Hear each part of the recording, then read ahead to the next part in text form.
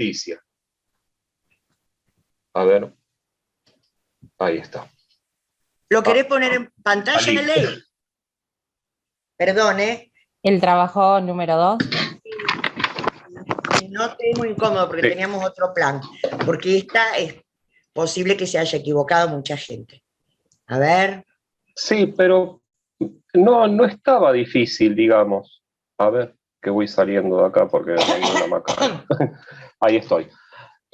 O sea, Ahí va. habla en el primero de composición forzosa. Lo que yo entiendo que pudo haber sido el error es a donde dice que limita el castigo a una cantidad exactamente, ahora voy a la palabra exactamente, equivalente al daño sufrido por el ofendido. Sí, o sea, Hammurabi, o digamos sus escribas o quienes sean que hayan escrito todo este código, que no mal llamado código, ya lo vi, o sea, nunca va a llegar a ser una compensación exacta. No lo veo por ese lado, y por eso debe ser que yo al principio la vi correcta, pero no, la correcta es la segunda, que veo que es la composición en un sistema penal, a donde define la composición forzosa y la composición voluntaria. ¿Se me escucha? Sí. Ahora, estás hablando, perdón, ¿Darío o Héctor? ¿Cómo te decimos? Sí, mi nombre es Héctor Darío. Pasa que siempre uso el segundo nombre y esta vuelta me olvidé de cambiarlo y ya entré así. Y ahora tengo que volver a entrar con la compu. Sí. Bueno, tranqui. A ver, ¿esta es a la consigna que vos te estás refiriendo, la número 13? ¿Está? Sí, supongo que es la 13. Yo no la tengo por números. Habla sobre sistema composicional o composición. Pedía marcar, indicar la opción correcta. Ajá. ¿Y te diste cuenta cuál es el error? Para mí es esto que estaba mencionando, que es a donde habla de que la composición forzosa lo que consigue es una composición exacta. En realidad nunca va a ser exacta. Supongo que es por ahí. O sea, limitando el castigo a una cantidad. Ahí está. A ver, que tengo que cambiar de nuevo. Ahí está. Limitando el castigo a una cantidad exactamente equivalente al daño sufrido por el ofendido. En realidad nunca va a ser exacta, por eso supongo que el error estuvo ahí. No. Malinterpreté eso. Vamos a ver esto. En realidad esto lo íbamos a dar al final de hoy, pero ya que estamos, ¿hay alguien más que tuvo este error o se les complicó con esta pregunta? No es complicado tampoco. ¿Para qué voy a apagar el móvil? Bueno, la cuestión, a ver, estamos hablando de derecho penal, estamos refiriéndonos con esta consigna a Soler, a Sebastián Soler y formas formas primitivas de derecho penal. Acá, arriba, yo siempre les voy a poner, marcar la opción correcta, o verdadero o falso, por eso es multiple choice, pero hay que ver siempre y leer bien los títulos. ¿Qué dice? Sistema composicional o composición. Acá lo que se está pretendiendo es que ustedes reflejen cuál es el concepto de la composición. Entonces, la opción correcta es la segunda, porque si ustedes leen acá, está dando la definición de los dos tipos de composición. Dice que es un sistema de pagos, no alude a que si es equivalente o no, porque en realidad nunca una composición va a ser equivalente, mucho menos si estamos hablando del valor vida. A eso vos te estarías refiriendo, tal vez, Héctor. Obvio, son tasaciones. Pero acá la cuestión es que lo que se les pide es enfocarse en la definición de composición, y esta segunda opción es la que la dice completa, porque ahí alude a las dos, a la voluntaria, que se da en las tribus, y a la forzosa. La forzosa es cuando por fuerza de la ley, no es que puedan elegir los miembros de la tribu si la aceptan o no. La forzosa, la ley obliga a aceptar esta composición. A eso apuntaba Darío. Héctor Darío. ¿Estamos? Bueno, vamos a empezar entonces. No hay nadie que quiere preguntar nada. Iniciamos ley. Y ahí vamos. A ver. Bien. La clase de hoy, que es nuestra segunda clase, como ya todo el mundo habrá visto, en el cronograma clases, vamos a dar dos temas. Uno, el primero, que está conectado con lo que vimos la clase pasada, porque hablamos de neolítico o revolución agrícola. ¿Por qué está conectado con la clase pasada? A ver, ¿alguien se ubica? ¿Cuál es la conexión o la relación?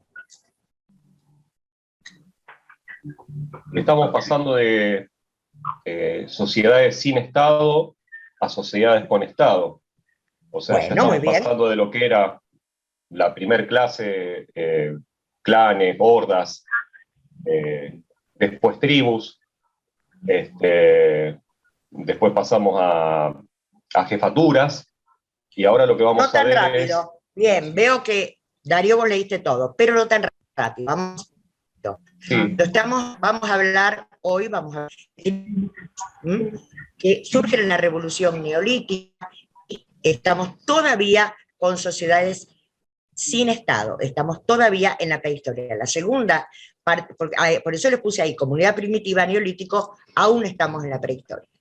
Segunda parte de la clase, ahí sí, ya vemos la segunda revolución o revolución urbana, el inicio de la historia. Todo esto es un repaso de los conocimientos que estuvimos hablando, que todo el mundo tiene que saber desde la clase pasada, ¿sí? Siempre vamos a tratar al inicio de cada clase, repasar y conectar lo anterior con lo nuevo, ¿sí? Entonces, el inicio de la historia es a partir del 4000 o 3500 antes de la revolución urbana. Y también vamos a incorporar un tercer criterio, derecho penal. Hoy hubo examen, sí, hubo hecho, ¿saben qué? Justo este derecho penal, no sé si saben. Bajamos ley, a donde está esa parte amarilla resaltada. ¿Qué es lo que vamos a hacer? Que los textos que hoy tenían para leer son de 3 autores diferentes, los de la bibliografía obligada, pero van a lo mismo que en la clase anterior, sobre el mismo tema. Es más o menos lo que estaba comentando Darío. O sea, ¿qué es lo que tratamos en esos primeros puntos de la unidad? De comunidades primitivas, si tenían o no tenían derecho, en caso de qué estamos hablando. Es una norma primitivas del parentesco, la costumbre, o sea, de la tradición binario. ¿Sí? Profe, Todo eso disculpa, tiene... ¿puede ser que se te esté cortando un poco el audio o quizás es mi internet? No, el mío también es. El mío no se está escuchando bien. Sí, sí, A mí me Entonces, pasa exactamente lo mismo. ¿será el Pero mío? no sé si es porque otra chica tiene el audio prendido. A mí me parece que sí, escuché un sonido de fondo. Yo no sé si es mi audio, me tienen que decir siempre si no se escucha. ¿Por qué? Porque acá me avisa y me pone conexión inestable, ahora no me lo puso. ¿Todos me No, escuchan mal? ahora Sí, que se estás escuchaba hablando se escucha entrecortado. bien. ¿Sí?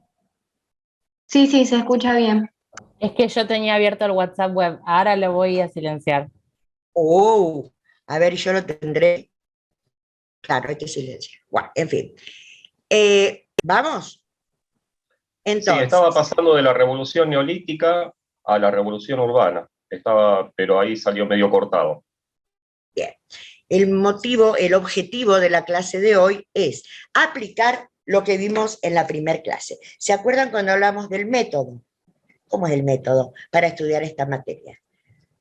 Identificar y jerarquizar conceptos claves. ¿Qué son los conceptos claves? Los conceptos más importantes. Cada disciplina y cada materia tienen conceptos que deben ser conocidos y entendidos porque después se van a volver a aplicar en otras unidades del programa. Acá les preparé pueden sacar una foto, pues si quieren se los mando, el temario de esta clase, el desarrollo de esta clase, ¿sí?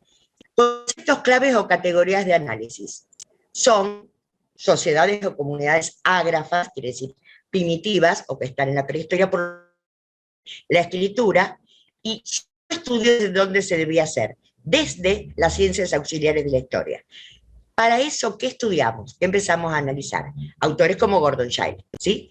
¿Qué ciencia utiliza? Arqueología, para detectar cómo los grupos humanos, a partir de una evolución biológica, recordemos que él escribe entre fines y principios del siglo, fines del siglo XIX, principios del XX, desde los restos arqueológicos de armas, de utensilios, desde esa cultura que han dejado los primeros grupos humanos, puede determinar la evolución biológica, o sea, del hombre, del mono al hombre, y cómo se hace del Homo faber al Homo erectus, y llegando así a el hombre Cro-Magnon y a la especie Sapiens sapiens, de la cual derivamos nosotros.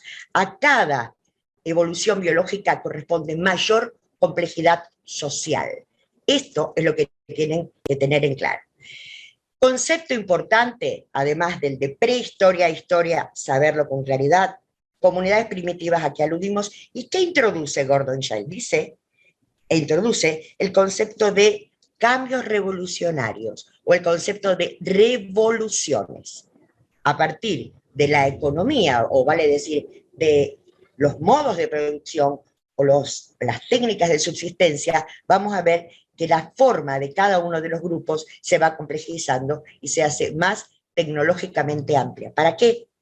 Para que los grupos, a medida que van apareciendo nuevos inventos y nuevas tecnologías, puedan conquistar y dominar el medio. De ese modo, los grupos humanos, primero bandas, después tribus, después podemos llegar a sociedades con estados, vamos a ver que son más numerosos, más complejos y más organizados.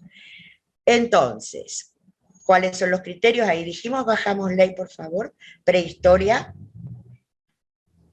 En prehistoria, comunidad primitiva, ¿qué vemos? Dos tipos de las sociedades de ese cuadro que tenemos. En el Paleolítico, primer estadio que vimos, va desde los 2 millones de años hasta los 10.000 o 8.000, ¿cómo eran los grupos humanos? ¿Qué medios de subsistencia tenían? Cazadores y recolectores. Por lo tanto, su territorio, ¿cómo era? Totalmente cambiante. ¿Por qué? Porque eso alude al nomadismo. Son nómades.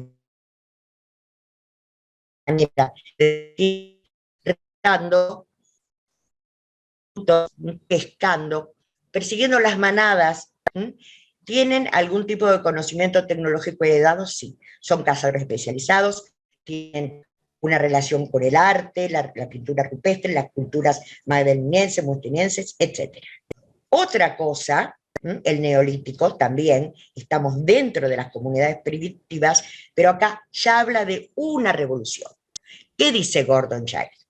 Acá. ¿Alguien leyó por qué él habla de revolución agrícola dentro del neolítico? ¿Alguien lo puede comentar?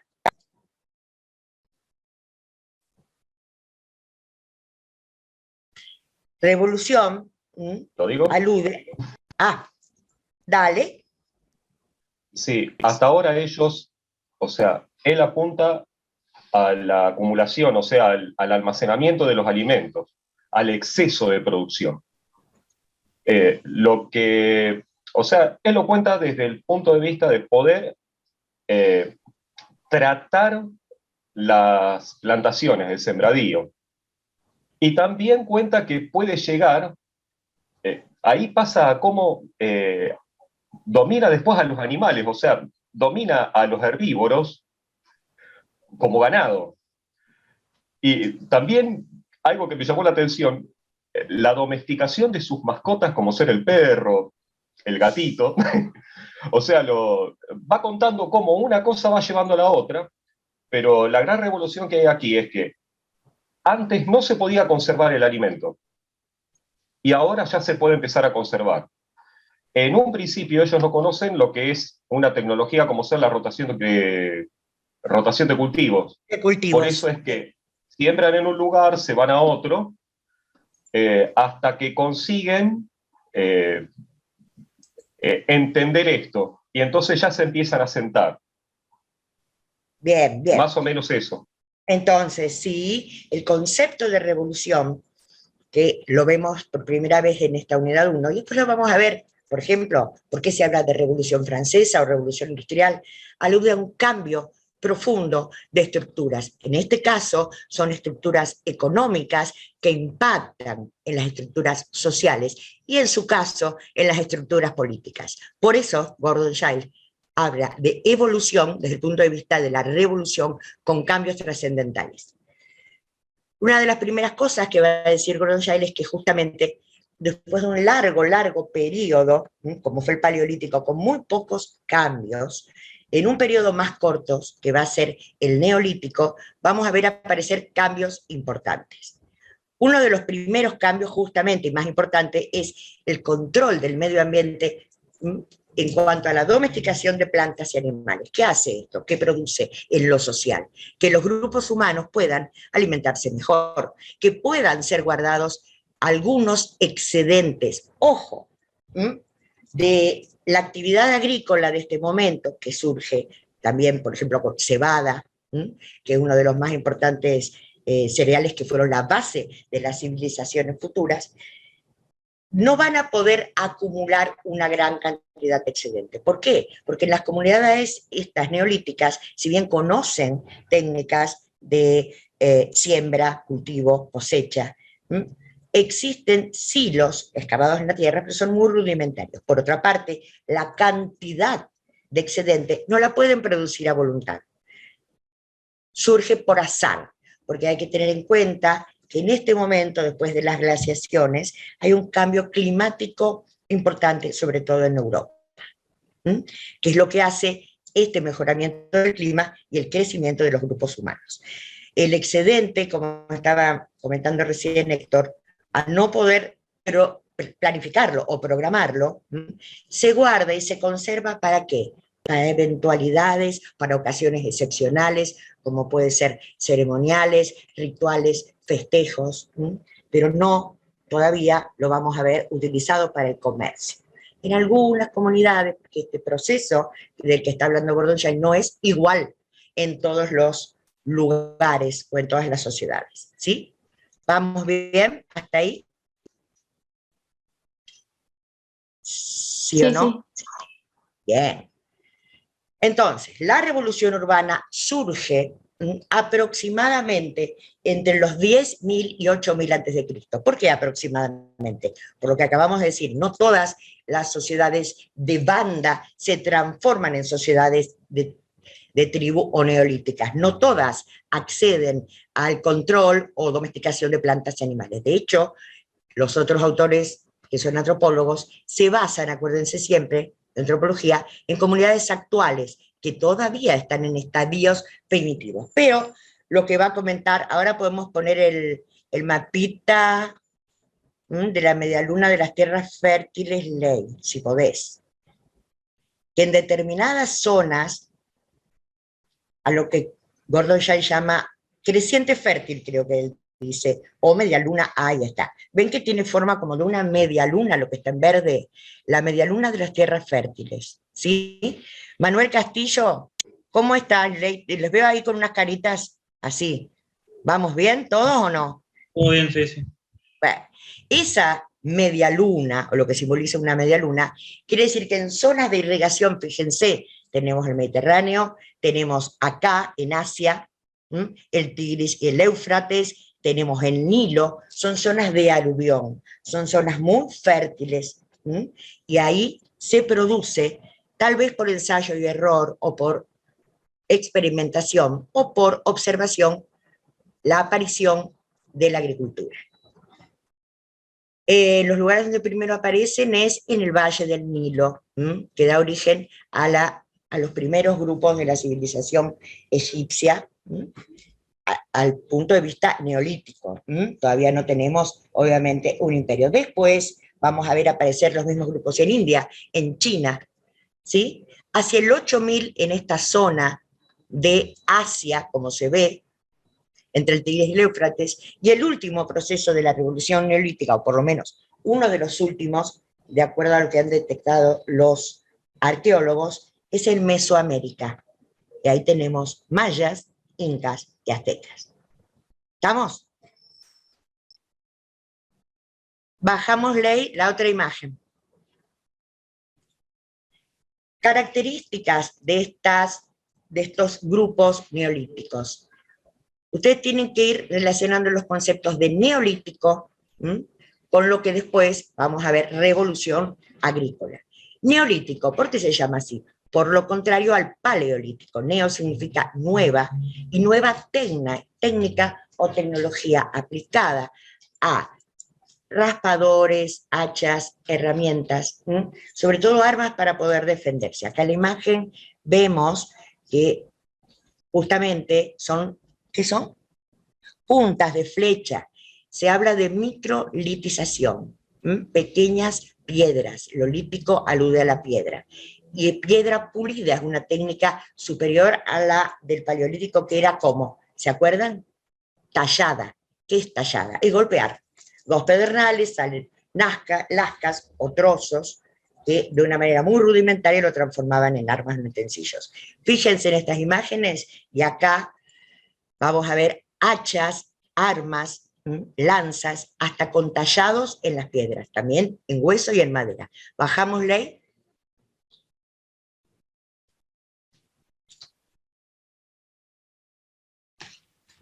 También vamos a ver aparecer rudimentarias artesanías como la cerámica, la cerámica quiere decir el barro cocido, ese es un nuevo invento, y se aplica sobre todo ¿para qué? ¿Para qué lo hacen? ¿Para qué es necesario?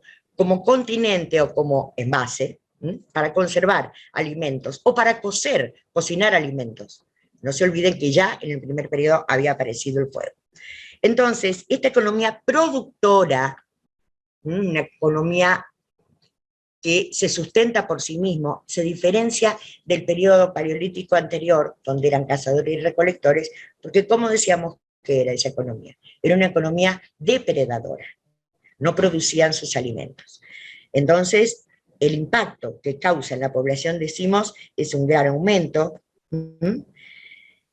la provisión natural aumenta, ya no es limitada, ¿sí? Otra cuestión importante que impacta en lo social, personas que antes eran económicamente un lastre, quiere decir inútiles como niños y como ancianos, ahora con la agricultura se vuelven económicamente útiles, porque ¿qué pueden hacer los niños y los ancianos?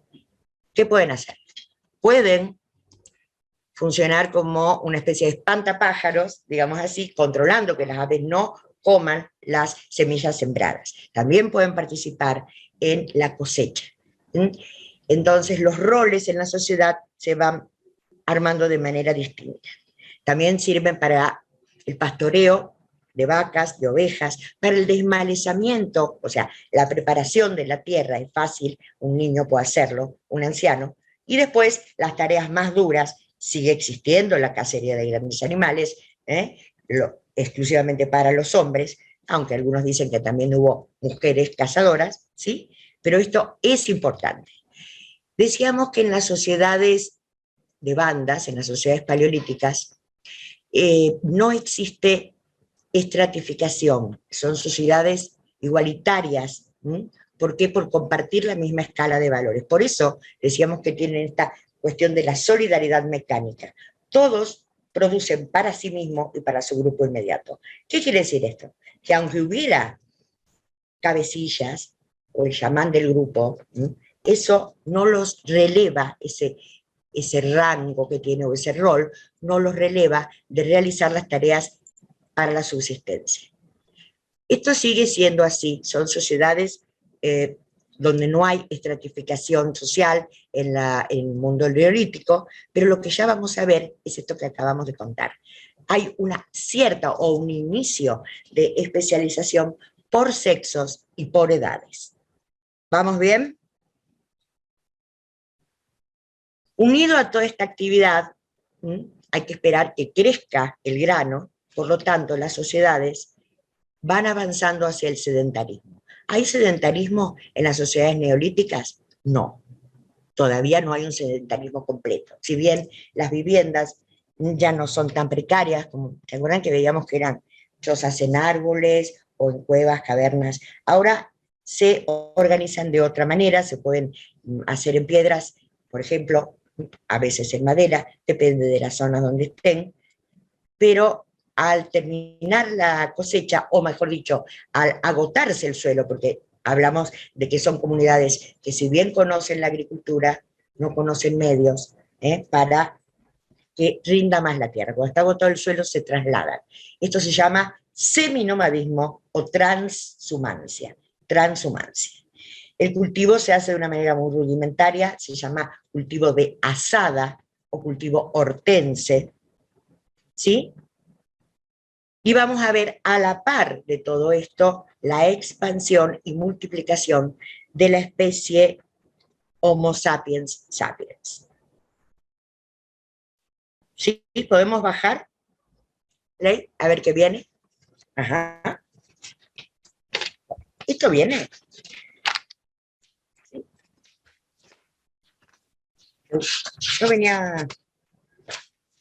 Entonces, ¿qué características vemos? Si ahora vamos a analizar lo que dicen los antropólogos sociales, recuerden que tratan del mismo tema, o sea, comunidades paleolíticas, comunidades neolíticas.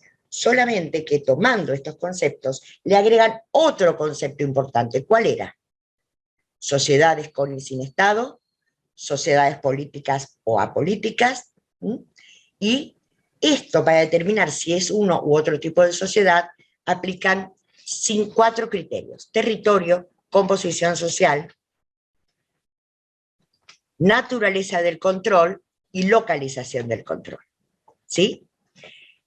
Inventos como esto, lo que se ve ahí en pantalla, hay los primeros o los inicios de la arquitectura. Vamos a ver grandes megalitos, ¿sí? Que todo el mundo conoce, los dólmenes y los menires. ¿Sí? Bajamos ley. Y acá está la de abajo, más, que estas son imágenes famosas que todo el mundo conoce. La pintura expresa todos estos cambios revolucionarios. Miren lo que tienen en pantalla.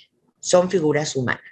Si ustedes lo comparan, si lo podemos comparar con la pintura o el arte rupestre del Paleolítico, vamos a ver que más que nada se dibujaban animales, en Altamira, en las cuevas también en la Patagonia.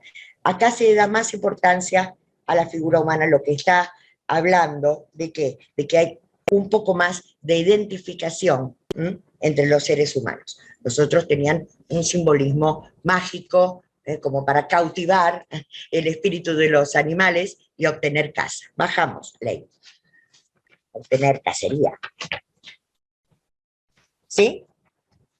Acá, esto también es característico. Ya había estatuillas como la que vemos aquí en el Paleolítico, no en todas las comunidades, digamos hacia fines del Paleolítico, las culturas que nombramos antes, musteriense, auriñacense, pero vamos a ver aparecer restos arqueológicos de estas estatuillas que, como lo evidencian, representan a la figura femenina, a la fertilidad que hace el progreso de las especies y muy importante relación con la tierra. La Pachamama, que todo el mundo sabe lo que es la Pachamama, es la diosa de la tierra, la que procura, es una versión vernácula de lo que en Europa, en Asia, en África tenían. Habla de los nutrientes, de la fertilidad. ¿Sí? Bajamos ley. ¿Y qué No hay más? más imágenes. Ahora volvemos al otro. Todo esto, estos conceptos de revoluciones, de cambios revolucionarios. ¿Lo pueden ver ahora? No.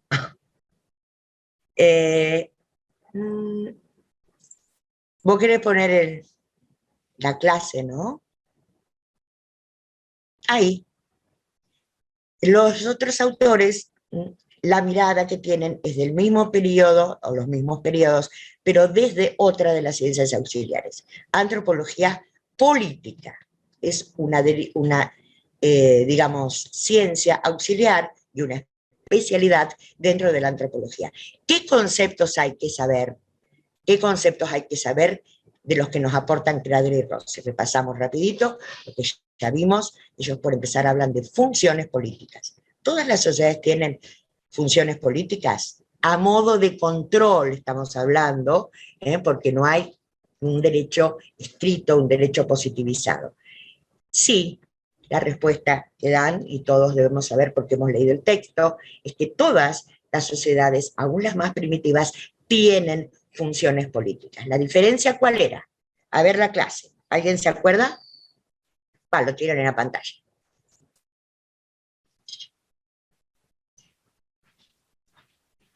Nadie.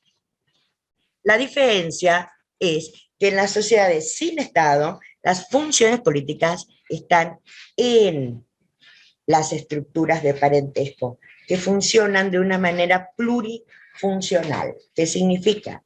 Que ejercen el control de las desviaciones, establecen cuáles son los comportamientos sociales adecuados, establecen los mecanismos para combates o batallas, defensa, obtención de alimentos, ¿sí? Establecen los roles, por ejemplo, en una comunidad neolítica, establecen lo religioso, y también el control de lo que podemos llamar control político. En las con Estado, las funciones las realizan estructuras diferentes a las de parentesco. Por eso dicen, y muchas veces lo repiten estos autores, que en comunidades sin Estado están mezcladas la esfera doméstica o privada con la esfera pública o política.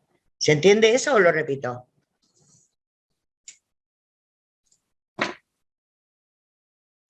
Bueno. Profe, ¿lo podrías repetir? Sí, Milagro, sí.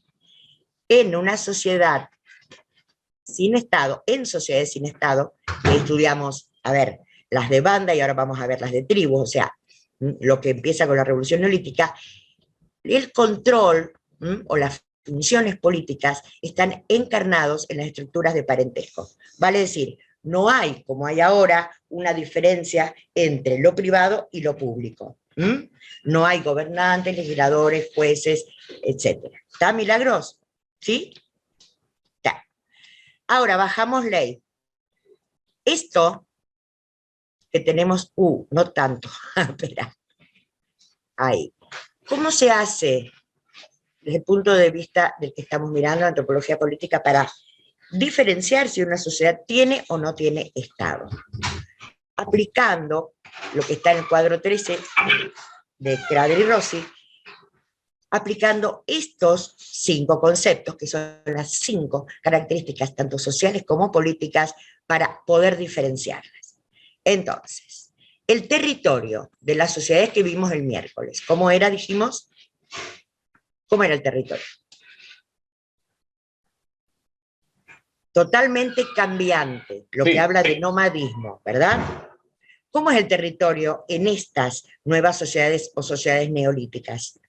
También es cambiante, pero tiene un poco más de vinculación el hombre o los grupos humanos con el suelo. ¿Por qué? Por el tema del cultivo y por el tema de la domesticación de animales, también el pastoreo. ¿Sí? La localización del control. La localización del control. ¿Dónde está localizado el control? En las sociedades de banda. Para todo esto se tienen que fijar en el cuadro, que está resumido lo que leyeron. Bueno, acá dice autonomía de las comunidades o de los grupos de parientes o solidaridades. Eso no, tiene que ver con esta solidaridad.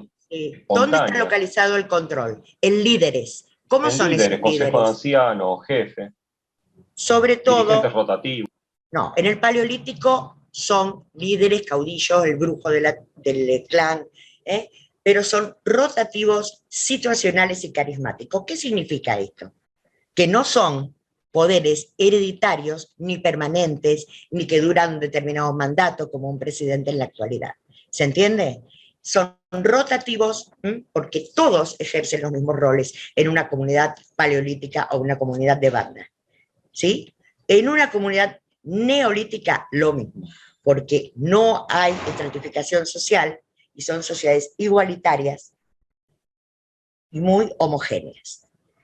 En cuanto a la naturaleza del control, ¿qué vamos a ver? Que tanto en las sociedades paleolíticas como en las neolíticas tenemos, ¿qué tenemos? Sanciones informales. Porque para hablar de sanciones formales tenemos que hablar de una ley, de un derecho positivizado, de sanciones y de penas que se aplican a quienes incumplen. En cambio acá ¿Qué sanciones o qué penas? La costumbre, la expulsión del grupo, ¿sí? El marginarlo, la marginación. Esas son sanciones informales. ¿Estamos? ¿Sí?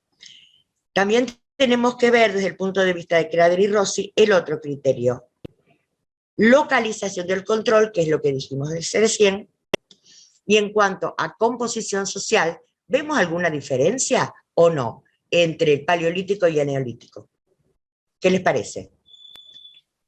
La cantidad de integrantes del grupo. Muy bien, hay una explosión demográfica, dice Gordon Shell, justamente por poder obtener más cantidad de alimentos. La dieta se modifica, se pueden cocinar, cocer los alimentos, ¿sí? Y entonces, en cuanto a la composición social, son más numerosos, pero teniendo en común con el anterior estadio la homogeneidad. Homogeneidad. Siempre y cuando comparen en esta materia, tiene que ver semejanzas y diferencias. Son homogéneos. La localización del control en una tribu está en los segmentos o los grupos pluricéntricos, están ligados por linaje, parentesco o genealogía. ¿Sí? Entonces, dicen acá los autores que, a diferencia de las sociedades de bandas, las tribus incluyen a las bandas, pero de una manera diferente. ¿Recuerdan lo que era la exogamia? Tener relaciones reproductivas con miembros de otro clan. Esto ya se viene aplicando para la preservación de la especie desde el Paleolítico, pero acá esos núcleos de parientes o linajes segmentarios, como dicen Crader y Rossi, son los que van a actuar como mecanismo de integración de las distintas bandas transformadas en tribu. Es más, muchos de estos grupos plurifamiliares, quiere decir, se remontan a antepasados comunes que fueron hermanos, por ejemplo, y todos los descendientes se consideran miembros de una tribu. ¿Para qué sirve esto? Impacta en lo económico. Trabajan en una unidad residencial, dicen los antropólogos, o en un espacio geográfico juntos, cultivan juntos, comparten las herramientas, ¿sí? Socializan también el tema del pastoreo. Eso significa linajes segmentarios. Tiene otra utilidad el asunto de los linajes segmentarios. ¿Cuál es? La defensa.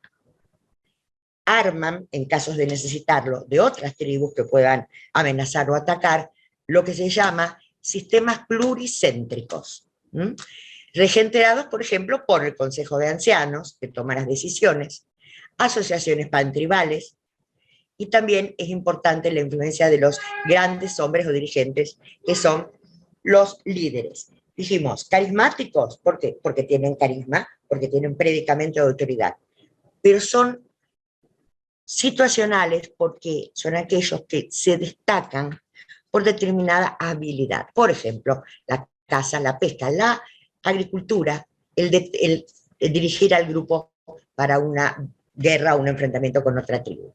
¿Sí? Continuamente tienen que revalidar su poder, por eso son rotativos y no de por vida. ¿Vamos bien? Otro criterio importante que hay que recordar acá, y que es una diferencia con respecto a las sociedades de bandas, es que acá vamos a ver aparecer tareas en común o tareas cooperativas, que son justamente irrigación, medios rudimentarios de irrigación, desecación de las zonas si son pantanosas, ¿para qué? A los efectos de cultivar, ¿sí? Vamos a ver un cambio también en los materiales que se utilizan. Siguen usando el hueso, siguen usando la madera y, por supuesto, la piedra. Pero empieza a aparecer la utilización de metales. Vamos a ver la metalurgia del cobre, en este momento, el primero de los materiales por ser el más maleable, y iniciamos así la edad de los metales. Más adelante vamos a ver cómo sociedades que pueden utilizar otros metales más resistentes, como el bronce y el hierro, van a poder vencer, por ejemplo, cuando veamos Babilonia, con sus carros de hierro, van a poder vencer a las comunidades que todavía están en la edad de piedra, y someterlos a su dominio. ¿Estamos bien? preguntas?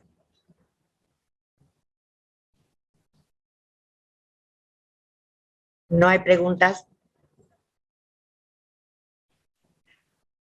Otra característica que tienen en común las sociedades de tribus respecto de las sociedades de bandas es que no hay especialistas de tiempo completo.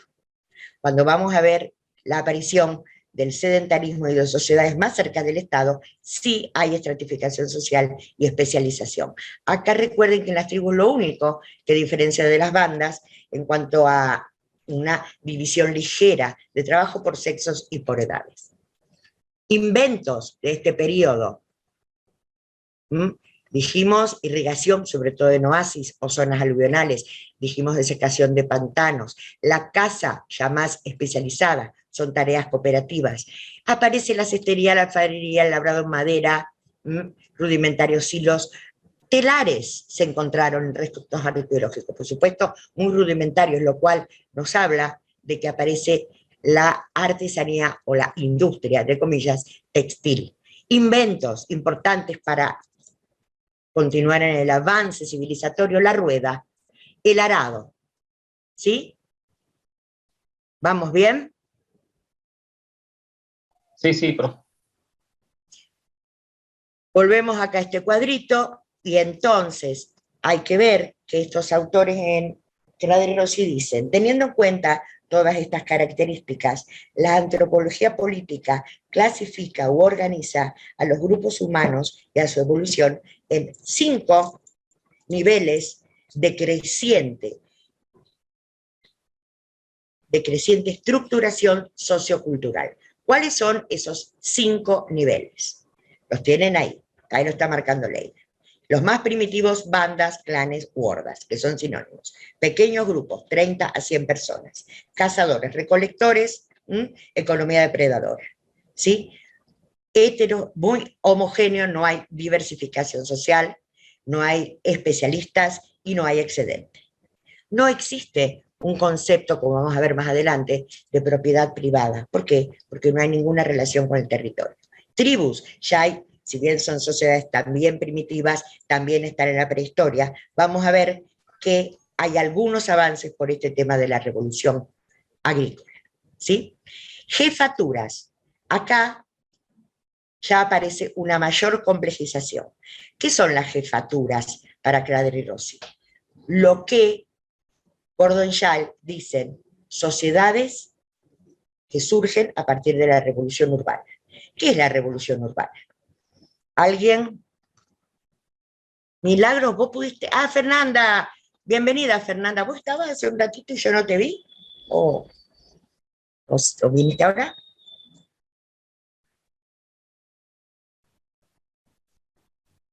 ¿Se me escucha? Sí, profe, ¿O se no? escucha. Ah, Sí, profe. bueno, ahí está. Entonces, a ver, ¿qué significa revolución urbana? Desde el punto de vista de lo que dice Gordon Schall. Recién entré. Hola, Fernanda. Es otro cambio revolucionario que se da en un periodo de tiempo más corto. ¿Dónde surge? Recuerden lo que vimos la clase pasada.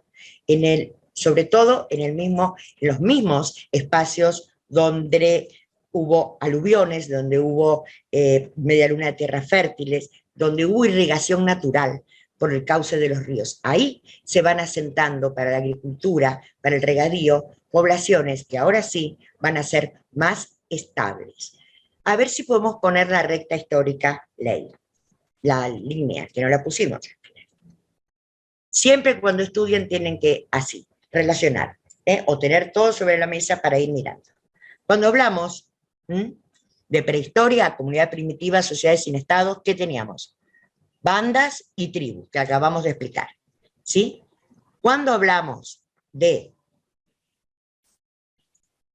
las sociedades en la revolución urbana, ¿dónde estamos? Vamos a analizar, o analizamos como caso histórico o formación social histórica ejemplificativa, donde comienza la historia, porque acá aparece la escritura, entre los 4.000 y 3.500 a.C., a la sociedad sumeria. ¿Sí? Fíjense que estamos aquí, con la aparición de la escritura, es un hito demarcatorio en la historia, antes, muchos siglos antes del nacimiento de Cristo, pero inicia la Edad Antigua y el fin de la prehistoria. Se inicia la primera etapa de la historia, que es la Edad Antigua. ¿Vamos bien? Volvemos, Ley.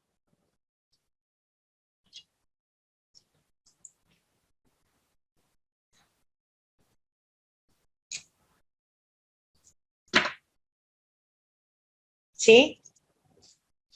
Ahí.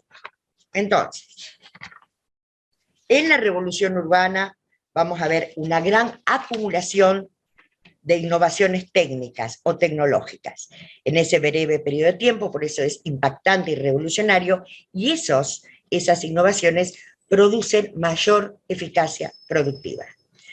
Por empezar, hay mayor cantidad de plantas cultivables, mejoran los métodos de trabajo, mejora instrumental, que ya lo estuvimos comentando, surge el sistema de rudimentarios almacenamientos, técnicas nuevas de abono e irrigación, aparece la navegación a vela. Los animales que están domesticados, vamos a ver que en algunos casos, lo que se va a ver mucho más adelante, o recién en el estadio siguiente, se van a empezar a poder utilizar para tracción a sangre, no solamente domesticados para proveer leche, carne o abrigo. El arado y la rueda se inventan en este momento, y la vidriería, los ladrillos y las tejas. Surgen las ciudades con estas artesanías. Acá ya vamos a ver que a voluntad vamos a ver que se puede producir y mediante mecanismos compulsivos se exige la producción de excedente. Vamos a ver importantísimo la aparición de la escritura, una escritura ideográfica, no como la conocemos en la actualidad, y que va a surgir a partir de las necesidades de control de toda la producción. La numeración, los calendarios. El excedente productivo va a posibilitar, ¿cómo se diría?, liberar o eximir a un gran número de personas de la actividad directa de subsistencia. Vale decir que ese principio que veníamos hablando de solidaridad mecánica empieza a ceder. ¿Por qué? Porque ahora vamos a ver un gobierno centralizado. Y a esas personas que van a, ahora sí vamos a ver aparecer especialistas de tiempo completo que van a ser los soldados para la defensa de estas primitivas ciudades, vamos a ver aparecer sacerdotes con determinados roles, no solo religiosos, vamos a ver aparecer gobernantes, vamos a ver aparecer el jefe, porque este nivel, a nivel de la antropología política a la revolución urbana, corresponden las jefaturas, ¿sí? ¿Hola? Sí, se escucha. Territorio. ¿Cómo es el territorio? ¿Es igual o es diferente? Es diferente. Ya hay un territorio fijo, aparece el sedentarismo y las primeras ciudades. El ejemplo que nosotros dijimos que vamos a ver es, y lo tienen ahí en un mapa, Sumer. ¿Qué es Sumer? ¿Sumer es un país? ¿Sumer es una ciudad o es una región? No, es una región, un territorio. Un territorio. ¿Que dónde está ubicado? Hoy es Irak, eso. No, eso es Babilonia, Darío. Sumer, ponemos el mapita. ¿Podemos poner el mapita? El mundo sumerio. En el mundo sumerio van a aparecer las primeras ciudades, no como las conocemos en la actualidad, sino otro concepto que se implementa acá, ciudades-estados, o polis, van a decir los griegos más adelante. Con lo cual ya les digo que esto lo vamos a volver a ver, concepto de ciudad-estado, en Grecia. Entonces, ¿cuál es la idea? Hola. ¿Quién está hablando? ¿Alguien preguntó algo? ¿O cómo fue? No, se ve que alguien estaba tratando de conectar el audio y se escuchó algo de fondo. Ok. Fíjense el mapa, es un recorte del que vimos hace un rato, es el Oriente Próximo, el mapa es de mediados del tercer milenio. Acá estamos en plena revolución urbana y surgen desde lo político las jefaturas. No sé si alcanzan a visualizar Éufrates y Tigris. Esta es la parte de la medialuna de tierras fértiles. Fíjense los nombres de las ciudades. Nínive, Babilonia, como estaba nombrando Darío, es una de las ciudades que vamos a ver en el estadio que viene, que va a transformarse en una gran civilización o un gran imperio, por obra sobre todo de los amorritas, del cual desciende el rey Hammurabi. Fíjense la cantidad de ciudades que se van a instalar al borde o a la vera de los ríos. ¿Para qué? Por el tema de la irrigación. Esnuna, Mari, ¿sí? Isin, Larsa, Shamash, ¿sí? Esto lo que va a hacer es, con el control y la centralización del poder, es que puedan surgir mecanismos compulsivos que van a incentivar el desarrollo económico y la productividad. Van a incrementar la productividad, va a permitir mayor acumulación de riquezas y mediante el pago de tributos, porque a aquellas poblaciones que no están tan cerca de los ríos se les lleva los canales o los sistemas de irrigación mediante el pago de un tributo. Volvemos ley. Es importante, entonces, cómo se va complejizando la actividad económica. Aquí sí ya tenemos trueque de bienes y servicios, tenemos la agricultura como actividad principal, pero no la única. Vamos a ver que surgen rotundamente esta división o especialización. Ahora sí podemos decir que hay especialistas de tiempo completo, vamos a ver surgir manufactura especializada. Gordon Shale habla de que acá surge un comercio exterior. Yo lo pondría entre comillas porque es como un poco pretencioso, ¿verdad? Decir en esta época, en 3.500 años antes de Cristo, que hay comercio exterior. Pero bueno, lo que quiere decir esto es que distintas zonas o distintas regiones se van especializando en la producción de distintos productos. Y aquí vamos a ver también que la unidad productiva todavía sigue siendo la unidad familiar. Inventos. Ahora sí se generaliza la utilización de los animales o la tracción a sangre para el arado. Vamos a ver la generalización también de la navegación a velas. Empeños colectivos, vamos a ver aparecer la guerra. Por este momento todavía son guerras de defensa, no guerras de conquista. En una sociedad primitiva de bandas y de tribus, ¿era posible la guerra? No. ¿Por qué? Porque no hay Estado que coordine esta actividad, por un lado, y por otro lado, porque los grupos son pequeños, sobre todo en las bandas. Apropiación del excedente productivo que ahora se produce por mecanismos compulsivos por parte de los sectores dirigentes, ¿sí? Con mecanismos de control tanto de la producción como del trabajo humano. No existe propiedad privada, porque la propiedad se considera de toda la comunidad, encarnada en el Dios de la ciudad. Cada una de estas ciudades que vimos y nombramos recién, por ser polis, tiene su propia idiosincrasia, un propio Dios o Dios de la ciudad, además de todo, estamos hablando de sociedades politeístas, ¿no? Pero cada ciudad tiene su Dios. Son sociedades teocráticas, al estilo que lo vamos a ver también en Egipto, en Mesoamérica. ¿Qué significa sociedad teocrática? Que se considera, ya no más como antes, que los dirigentes eran rotativos y situacionales, siguen siendo carismáticos, pero los cargos son vitalicios y son hereditarios. Se transmite, según la creencia, la fuerza, el predicamento, de generación en generación. Entonces, el jefe, por eso se llaman jefaturas, o caudillo que concentra el poder, es a la vez jefe religioso. Cuando hablamos del mundo sumerio, en Asia Menor, se llaman ensi o patesi. Si hablamos de la revolución urbana en Egipto, ¿cómo se llamará el jefe que encarna al dios principal? Faraón. El faraón, excelente Darío. Y si hablamos de Mesoamérica,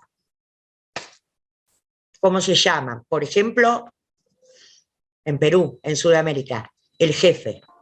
Inca. El Inca. ¿Quién dijo eso? ¿Darío de nuevo? Pero Darío sabe todo. Los demás no se pueden decir algo, ¿eh? No, me Catalina. anticipo. Me dejan a mí al frente, quieren que me equivoque yo. Bueno, entonces, vamos bien acá. ¿Ven cómo se va complejizando la sociedad? En esta nueva revolución vamos a ver aparecer cambios, cambios importantes como la estratificación que trae aparejada multietnicidad y desigualdad social. Desigualdad social, hay especialistas, y ese principio que decíamos de solidaridad mecánica se va transformando y va apareciendo el de solidaridad orgánica. ¿Qué significa solidaridad orgánica? Bueno, cuando ustedes estén estudiando, por ejemplo, derecho administrativo, van a ver la teoría del órgano. Jelinek, si no me equivoco. Bueno, ¿qué dice la teoría del órgano? Lo que dice nuestra Constitución, que el pueblo no delibera ni gobierna, sino por medio de sus representantes. Hay representantes políticos, no en una sociedad sin Estado, pero sí acá, donde ya empieza a haber algunos elementos de un Estado. Entonces, la solidaridad orgánica es esa, que se separa y se diferencia con más claridad la esfera de lo privado de la esfera de lo público. Vale decir, el control que antes estaba localizado, dijimos, tanto en bandas como en tribus, donde en el parentesco, en las estructuras de parentesco plurifuncionales, ahora va a estar localizado en estructuras externas al parentesco, a los cuales los núcleos de parientes que siguen existiendo se van a tener que adaptar y subordinar. Entonces, la localización del control en esta sociedad jerarquizada se hace con cargos vitalicios, hereditarios, teocráticos, y se llama en Sumer enciopatesi. Rangos, hablan los antropólogos. ¿Qué son los rangos? ¿Es lo mismo que clases sociales? No, definitivamente no. Rangos es la mayor o menor distancia que cada uno de los funcionarios, porque estos jefes, faraón, inca o príncipes sacerdotes, tienen subordinados, debajo de su rango, que es la cúspide, tienen subordinados gobernadores, jueces y funcionarios menores. La mayor o menor distancia del jefe habla de rangos. En cuanto a la naturaleza del control político, también hay cambios muy importantes. Naturaleza del control. Decíamos, en las sociedades anteriores, ¿cómo era la naturaleza del control? Lo dijimos recién. En las bandas eran por parentesco y en las tribus por estructura política. No, en las tribus todavía sigue controles informales que surgen de las estructuras de parentesco. Recién acá vamos a ver que hay funciones políticas, ¿sí?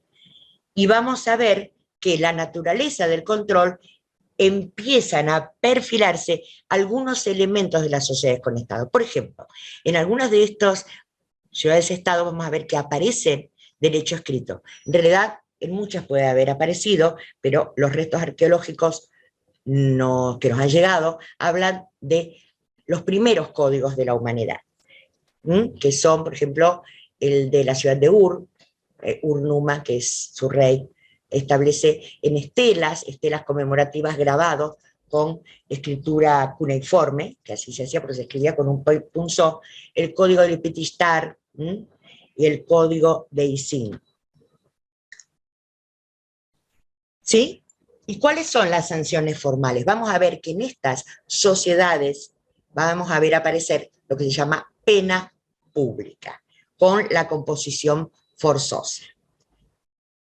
Sanciones informales son la mayoría, sigue habiendo todas las anteriores. Ahora, siguiendo con los niveles de integración, las próximas clases vamos a ver lo que surge de la revolución del regadío, que son estados primitivos, casos que vamos a estudiar y comparar, Babilonia y Hebreos. Más adelante, en otro proceso, y lo vemos en la unidad 2, lo que se llama civilización arcaica, es con la revolución del hierro, vamos a ver aparecer, y vamos a estudiar los casos de Grecia y de Roma. Volviendo, queremos hacer una salvedad y que todo el mundo lo tenga en claro. ¿Estas son sociedades con Estado o todavía no? Si hablamos de jefaturas, revolución urbana, ¿sí o no?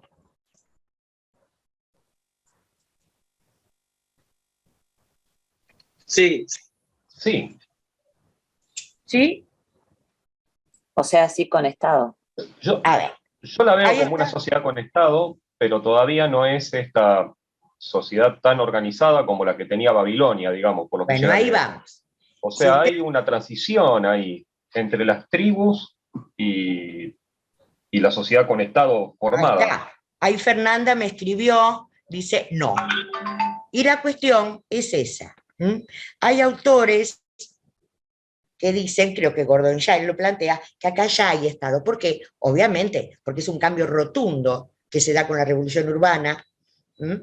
Respecto de los anteriores periodos, paleolítico y neolítico. ¿Por qué? Porque el poder está centralizado, porque tenemos acumulación de excedentes, estratificación social, etc. Pero, sin embargo, si nosotros vemos a los especialistas, que son los antropólogos políticos, y que analizan esto, justamente dicen, no, todavía faltan algunos elementos para que sea Estado. Por eso, como recién comentaban ustedes, se llaman sociedades en transición hacia el Estado.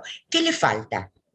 Le falta una economía política. ¿Qué es la economía política? Que el Estado pueda obligar compulsivamente mediante el uso legal de la fuerza pública ¿a qué? A tributar.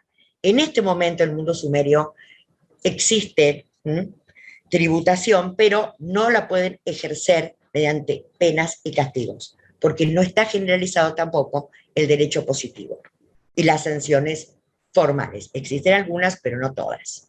Otra cuestión es que esta esfera de lo público y de lo privado se está terminando de diferenciar, pero aún no está diferenciada del todo, ¿sí? Y sin duda, otro elemento que diferencia una sociedad política, una sociedad con Estado, de estas sociedades en transición es la propiedad privada. Aquí todavía la propiedad es considerada del dios o de cada uno de los dioses de cada ciudad. Vale decir que es una propiedad colectiva. Y esto nos remite a uno de los conceptos muy importantes que utilizan los antropólogos, que son los mecanismos de integración. ¿Lo leyeron a eso? Es un concepto antropológico, político, por ahí cuesta un poquito. Los mecanismos de integración, si ustedes se fijan en el cuadro, cada una de las sociedades que estamos estudiando tienen sus propios mecanismos de integración. ¿Y qué son los mecanismos de integración? No son otra cosa que formas de que cada estadio que incluye a los anteriores los encuentre en grupos poblacionales más numerosos, más cohesionados, más múltiples y diversos. Porque cuando estamos hablando acá, y sobre todo cuando vamos a hablar de Babilonia, vamos a ver multietnicidad, muchas culturas, muchas religiones distintas, todas politeístas, pero cada una con su dios. Y vamos a ver, ¿cómo eran los mecanismos de integración en las sociedades paleolíticas de Banta? ¿Quién se acuerda? ¿O quién lo puede leer? Sí, lo estoy viendo. A Estaba ver, viendo dónde está, en qué página, porque esto está bien visto en un cuadro grande. en el cuadro Bueno, grande, sí. Alianzas matrimoniales, actividades cooperativas y ahí intercambio está. de regalos. Bien, son los más simples de todos los mecanismos de integración. Alianzas cooperativas o actividades cooperativas para la caza, sobre todo, como decíamos, de los animales grandes. También actividades cooperativas para las trampas, para conseguir los alimentos, y intercambio de regales y la exogamia. La exogamia. Si vamos a ver las tribus, ¿es el mismo mecanismo integrador o tiene otros? A ver, alguien que no sea Darío, porque se va a cansar de hablar, pobre Darío. ¿Quién puede leer mecanismos de integración de las tribus?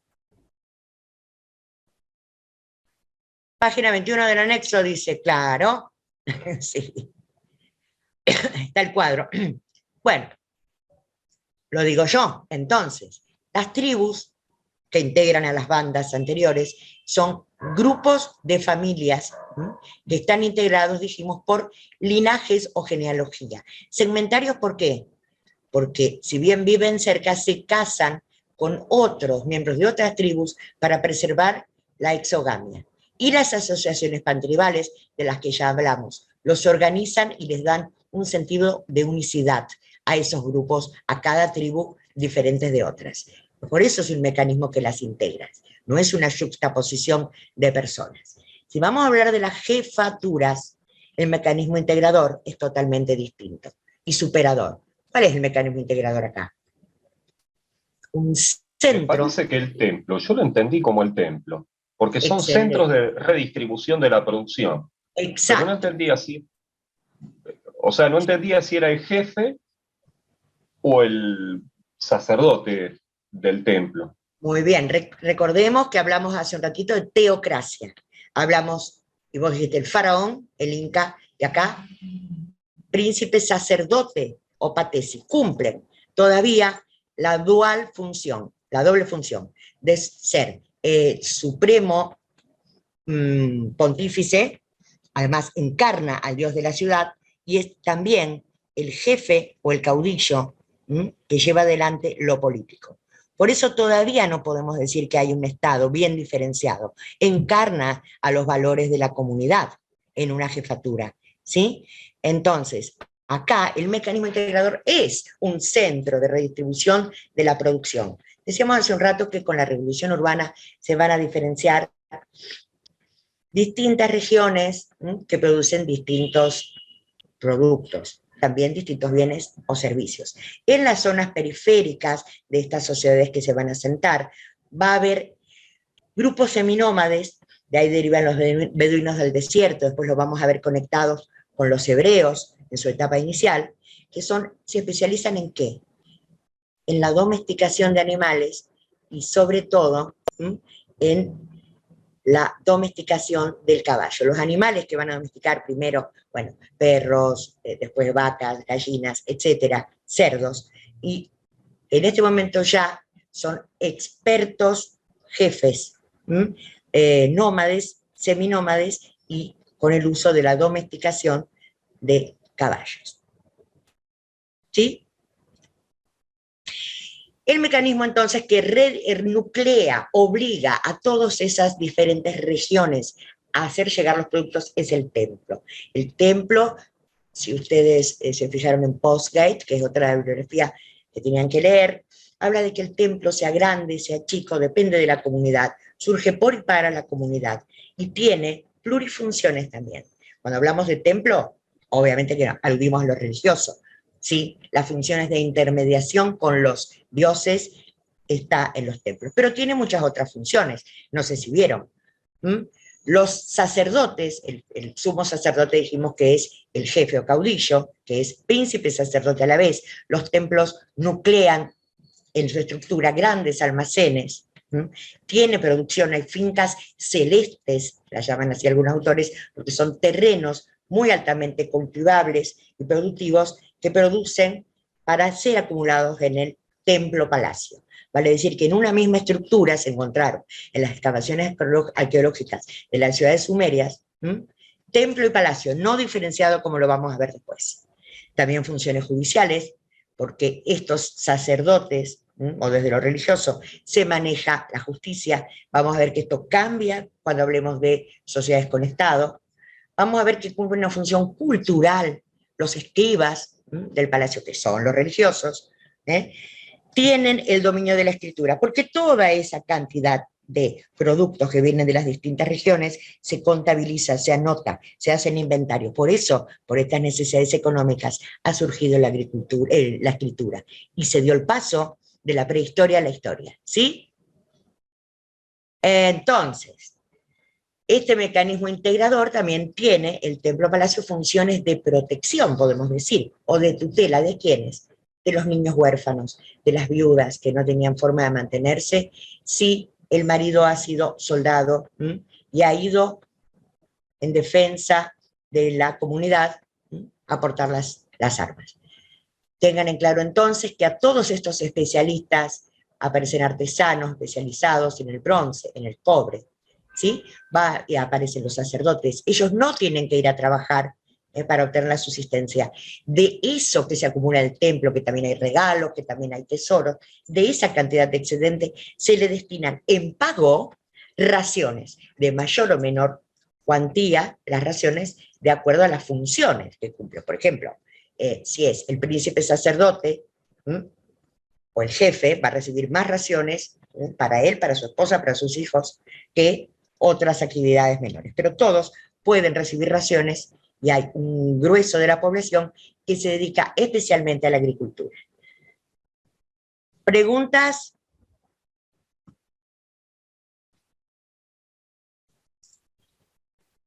Bajamos ley. Por último, el tercer autor que tenían que leer y relacionar con todo esto, habla desde el derecho penal. ¿Qué plantea Soler? Es un texto muy cortito. Él, y por eso se lo seleccionamos, este es un tratado de derecho penal, pero hemos seleccionado el primer capítulo en donde él se cuestiona si las comunidades primitivas tenían o no derecho penal. La conclusión a la que llega es que hay formas de protoderecho, es un derecho penal muy primitivo y sanciones desde lo informal, porque el sistema de sanciones habla de 5 tipos de sanciones o sistemas penales. El tabú es la forma más primitiva, donde no hay individualización de la pena, donde no hay idea de causalidad, no hay conciencia del yo. ¿Por qué? Porque se da en las comunidades paleolíticas. Es clásico de las comunidades o sociedades paleolíticas, de las sociedades de banda, donde hay animismo mágico, no se relaciona una acción humana con una desgracia. Se habla del tabú que tiene 2 fases, una positiva que es el hechizo y otra negativa que es justamente el tabú. Si ha sucedido algo, por ejemplo, una desgracia para el grupo, una luz, es porque alguien ha realizado algo prohibido y ha violado el tabú. La venganza de sangre es un sistema que aparece a fines de la época paleolítica y sin duda atraviesa desde las comunidades de tribu hasta, también lo tenemos presente en la sociedad babilónica de Hammurabi. ¿Qué es la venganza de sangre? No tiene limitación porque tampoco se busca al culpable. Son sistemas penales, tabú, venganza de sangre, donde hay una responsabilidad por el mero efecto dañoso, el daño causado. Hay que reparar el daño y no interesa buscar si hubo dolo, culpa, vale decir, si hubo intención, ¿se entiende? Porque ahí estaríamos hablando de una responsabilidad subjetiva. La responsabilidad objetiva es que hay que volver al orden, volver a la normalidad.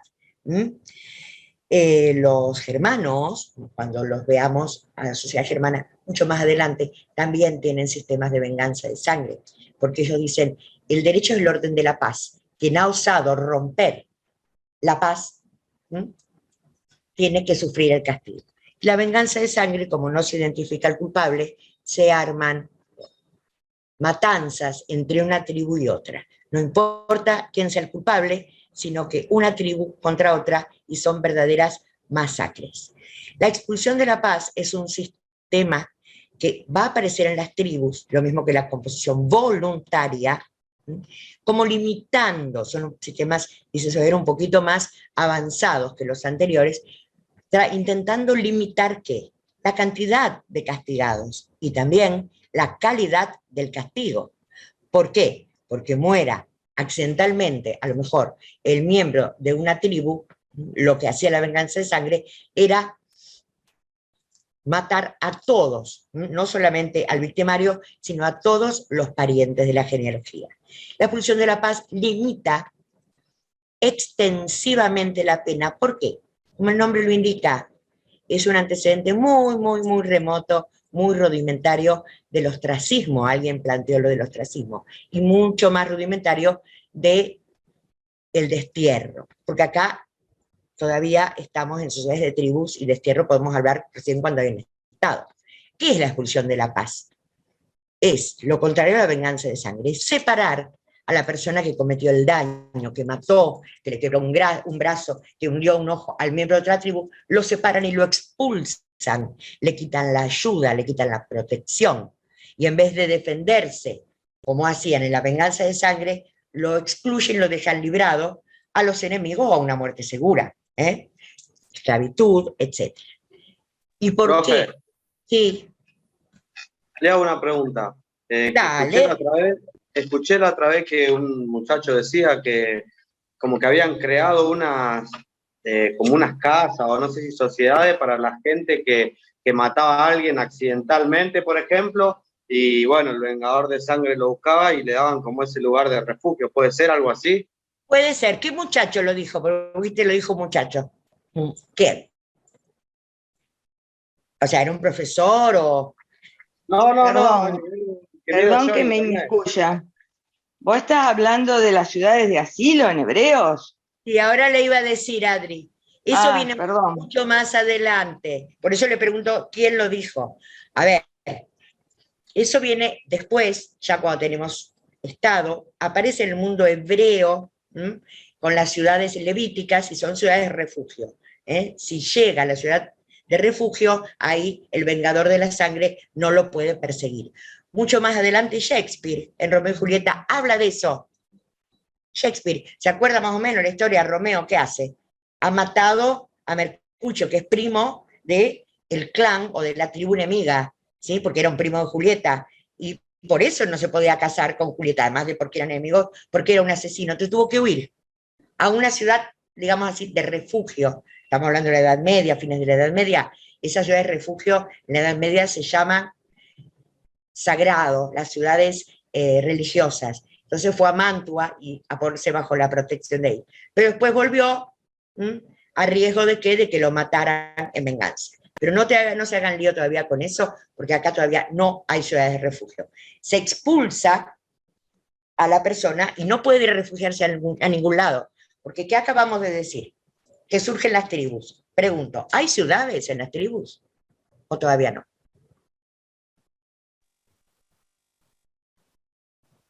¿Sí o no?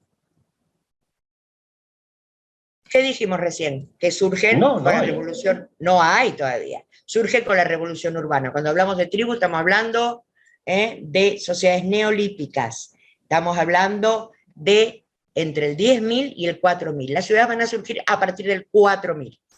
Todavía no hay ciudades. O sea que no puede haber ciudades levíticas. ¿Está? ¿Sí? Leíto bien la observación. Ustedes pregunten, no tengan miedo a meter la pata. Pero como hay mucha información, uno se les mezcla. Todavía no. Volvemos, Ley, a lo que estamos... ¿Dónde estábamos? Ahora vamos al cuadrito A.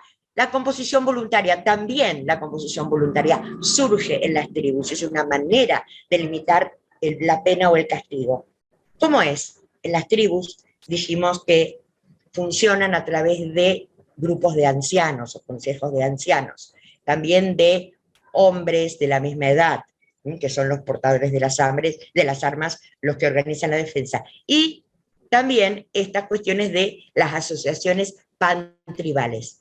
Cuando hay un conflicto entre dos tribus, para evitar la matanza de la venganza de sangre, sobre todo si se ha cometido el homicidio, se reúnen, o cuando hay una lesión, se reúnen y pactan. Los grupos de ancianos de una y otra tribu ofrecen compensar, con dinero no, porque todavía no hay, pero puede ser con cabezas de ganado, con bienes, compensar el daño causado. Y voluntaria, de ahí vamos a la pregunta del práctico, ¿por qué? A diferencia de la forzosa, pueden aceptarla o no la familia de la víctima. Nadie los obliga a aceptar. Si no se ponen de acuerdo, funciona el sistema original de venganza en sangre. En cambio, cuando en la revolución urbana vemos aparecer estados, los primeros derechos escritos, ahí sí se tipifican determinados delitos, que hoy en día los llamamos delitos de lesiones. Por ejemplo, quebrar un brazo, quebrar una pierna, cortar una mano, golpes, lo que sea. Delitos de lesiones se tipifican con un tipo especial de pena que se llama composición forzosa, porque la ley obliga. Vamos a ver, por ejemplo, que este tipo de pena se llama pena pública. Y el último tipo de pena, el talión, que la clase pasada alguien preguntó, por el ojo por ojo, diente por diente, es el lema que está en la Biblia, que lo van a estudiar, que ya viene de cuando organizaban en el desierto, en los oasis, resolución de conflictos, y se aplica el talión, es el ojo por ojo, diente por diente, es un sistema que también lo van a tener los babilonios cuando lleguemos a la sociedad con Estado, que hace que trata de equiparar de la manera más, penas espejos también le dice, más equitativa posible el daño causado por el castigo. Vale decir, si alguien quebró un hueso, se le quiebra su hueso. Si alguien unió un ojo, se le quiebra su ojo. Se le hunde el ojo. Pero también es un camino hacia la individualización de la pena. ¿Se van dando cuenta de esto? Es a la persona que cometió, al victimario, la persona que cometió el delito. Y para que exista tanto composición voluntaria como composición forzosa, es necesario que lleguemos a estadios como las sociedades con Estado, o al menos a la revolución urbana, donde ya hay una estructura jerárquica y centralización del poder que pueda hacer cumplir en forma obligatoria estas penas. ¿Se entendió esto? Entonces, como conclusión de la clase, porque ya estamos en hora, vamos a ver que, ¿qué tienen que hacer? Relacionar siempre. Cuando hablamos jerarquizar conceptos, relacionarlos entre sí. ¿Qué hay que relacionar acá? Todos los conceptos claves de los tres autores estudiados. Entonces, para terminar nuestra clase, vamos a ver si podemos, los que puedan quedarse un momentito, hacer algo muy rápido para repasar y cerrar la clase de hoy. Leila, ¿lo tenemos? ¿Se entendió todo lo que dijimos o mucho lío?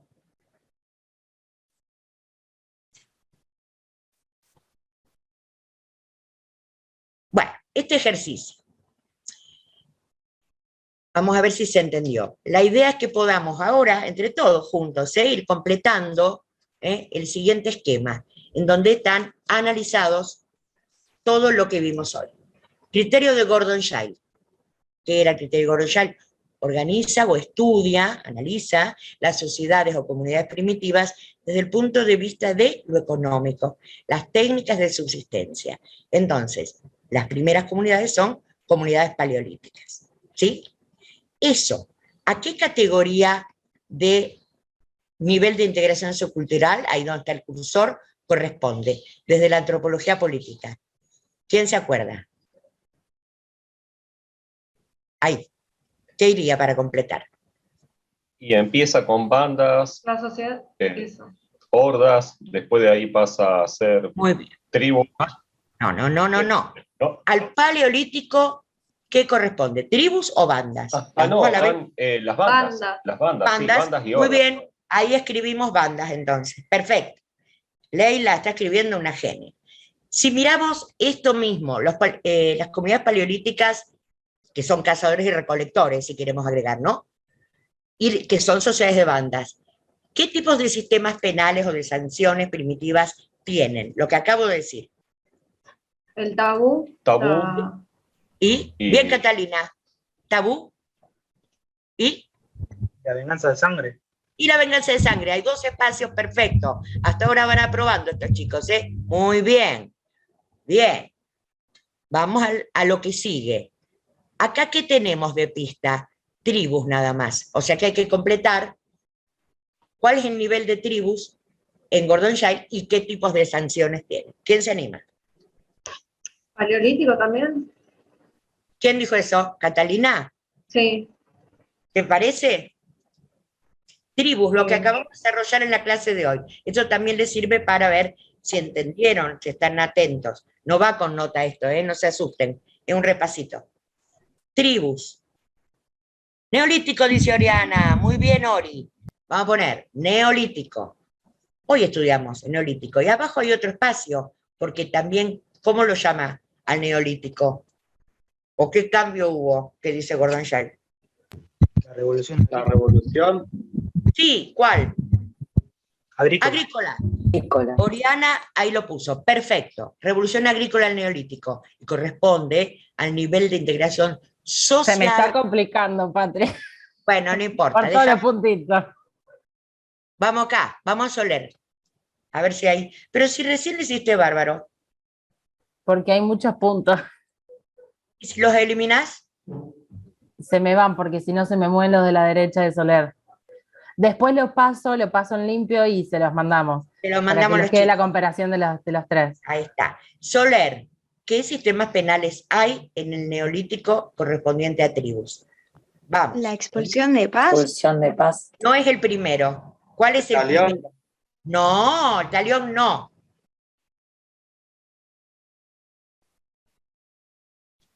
Venganza de No. sangre. Venganza de sangre. Este ejercicio, chicos, lo tienen en uno de los cuadros del anexo.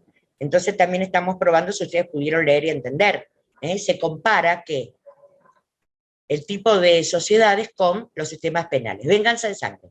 Venganza de sangre, sin duda. Acabo de decir, la vamos a empezar a ver limitada por la expulsión de la paz y también por uno de los tipos de composición. ¿Cuál? La voluntaria. Perfecto, la voluntaria. Sí, bajamos. El tercer nivel. Acá, ¿qué tenemos como pista? Jefaturas. ¿Mm? ¿Cuál es el ejemplo histórico que acabamos de ver en la clase de jefaturas? A ver. La revolución urbana. Muy bien, o sea que ¿dónde va lo de revolución urbana? Ahí, donde está el cursor. Porque ¿quién habla de revolución urbana, Leito? Gordon Shire. ¿Sí? Vamos, ¿escribís o no? No podés, Ley. No, pues tengo miedo de que se me vaya todo. Revolución urbana. Y abajo tienen unos puntitos para poner cuál. El ejemplo histórico de revolución urbana y de jefaturas que estudiamos. ¿Cuál es? Recién lo nombramos. Sumer. Sumer, perfecto. Luján, ¿vos lo dijiste? Sí. Y otra persona, y otra persona. Y otra persona. Sí, Bueno, Leito. Leito, bueno, estoy poniendo feliz Los dos porque fuimos. quiere decir a la vez, los dos juntos a la par. Bueno, listo. Estoy feliz porque quiere decir que algo se entendió. ¿Sí o no? Sí. Bien, Sumer. Vamos a ver el último, Sumer, a ver si acá la acertamos. ¿Qué tipos de sistemas penales surgen en las jefaturas y en la revolución urbana?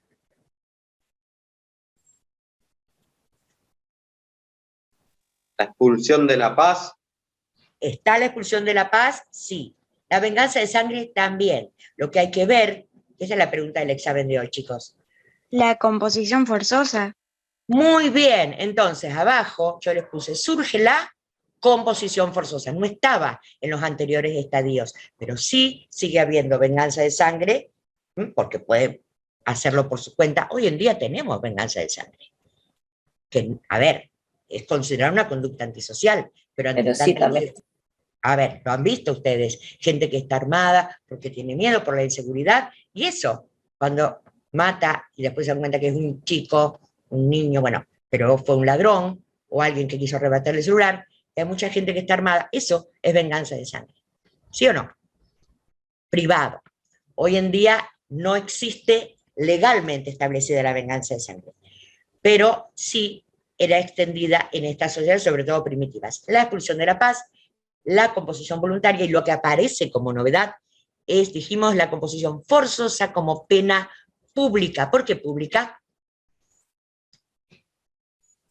¿Por qué se llama pena pública? Porque la ley lo obliga. Porque la ley lo obliga, muy bien. Es forzosa, no tienen manera de evadirla, salvo que estén fuera de la ley. Ya hay leyes que organizan. Y ahí nos hubiera faltado otra rayita, ley. ¿Te acordás que te lo dije? Para separar. Sí, cuando lo copié y lo pegué al otro Word se me fue. Después lo armamos bien si lo quieren tener los chicos. Acá, ¿qué tenemos como pista? Tienen muchas pistas. Lo que dice la revolución del regadío, superadora de la revolución neolítica y superadora de la revolución urbana. Eso lo vamos a ver en las próximas clases. Es un área extensa que abarca distintas regiones y que con el dominio de la centralización del poder surgen grandes imperios. El ejemplo histórico que vamos a ver, ¿cuál es? Babilonia. ¡Excelente! Babilonia.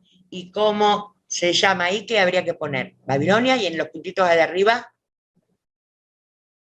¿qué se pone? Nivel de integración de Crader y Rossi.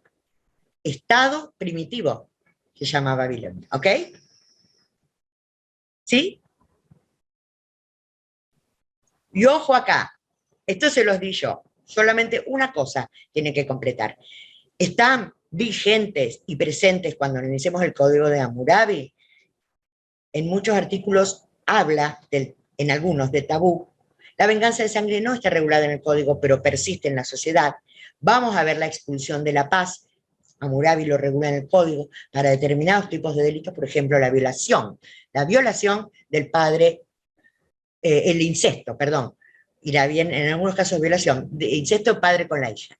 Composición voluntaria, sí. La composición forzosa, también. Cantidades de delitos, sobre todo de delitos que son de lesiones, entre personas de sectores sociales que no son iguales, se aplica la composición. Por ejemplo, si un hombre libre, se llaman Amelu en Babilonia, mata al bebé, que es un caso de aborto, al bebé de una de las esclavas o de una de sus esposas, eso se regula con una pena que es compensar. Ahí se considera que la esclava o la mujer es de categoría inferior y el niño que va en su vientre solo merece una composición, que va a ser más, mayor o menor, si es hija de un hombre libre o si era esclava. ¿Sí? Composición forzosa está. ¿Y qué es lo que surge? A ver si nos vamos felices y pasamos un feliz fin de semana. ¿Qué surge? ¿Qué? La sociedad. En este tipo de sociedades, ¿qué es lo que surge que no estaba en las anteriores? El ¿Alguien Estado. El talión. El talión, porque estamos, Leito, a ver, hablando de sistemas penales, estamos hablando de Soler. ¿Qué dice Soler que surge recién acá? En las sociedades con Estado, estados primitivos, el talión. ¿Sí? Listo. Bien. Para todos en general. Comentarios, preguntas, dudas. Felicito que pudieron hacer eso, Bien. Bien. Sol Aguilera, ¿cómo te fue con esto? ¿Chino? ¿Estamos hablando en arameo o alcanzaste alguna? No había alcanzado a leer todo, pero bien.